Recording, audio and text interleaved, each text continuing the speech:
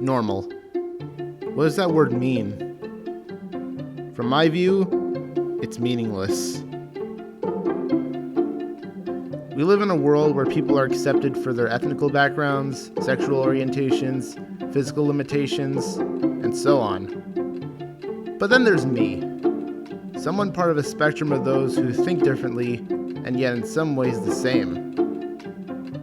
My name is Brendan, and this is a little story on how I grew up on the autism spectrum.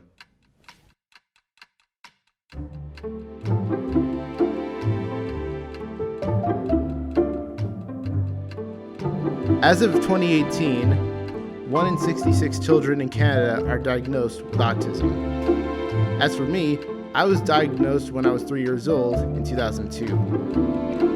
As I grew up, there were many things that I struggled with. Learning things in elementary school, focusing on things outside of my interests, social behavior, sensitivity to loud noises, and the list goes on. These traits are common for people with autism, young and old. I know because my friends who are also on the spectrum have gone through it.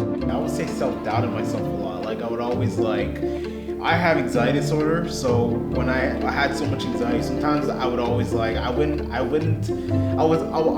sometimes insecure a lot, but most times I'm just try to say to myself, you know what, just look at the bright side, because I have a hard time looking at the bright side. With myself, because I was a really dumb kid back then, when I was a little kid.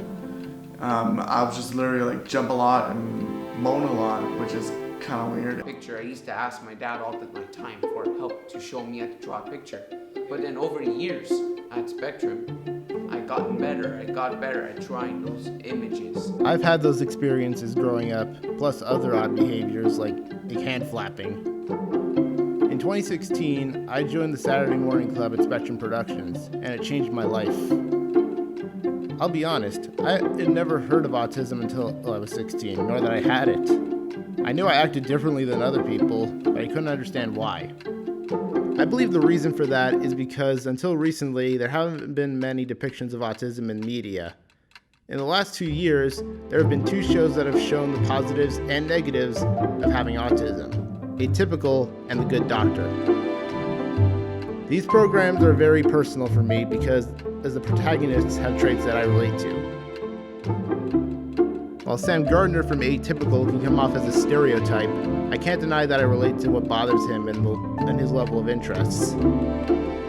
Sean Murphy from The Good Doctor is a savant that can see the specific parts of the human body's insides, yet when under pressure, falls apart. That's me in a nutshell. Well, minus the savant part. To me, having autism is a gift. If we are dedicated to our passions, we can make a difference, whether it be creating a high-tech company or giving people the courage to skip school to protest. The public view of autism has become more accepting over the years, and I'm happy to live in a world where I can pursue what I want, even if there are obstacles in my life.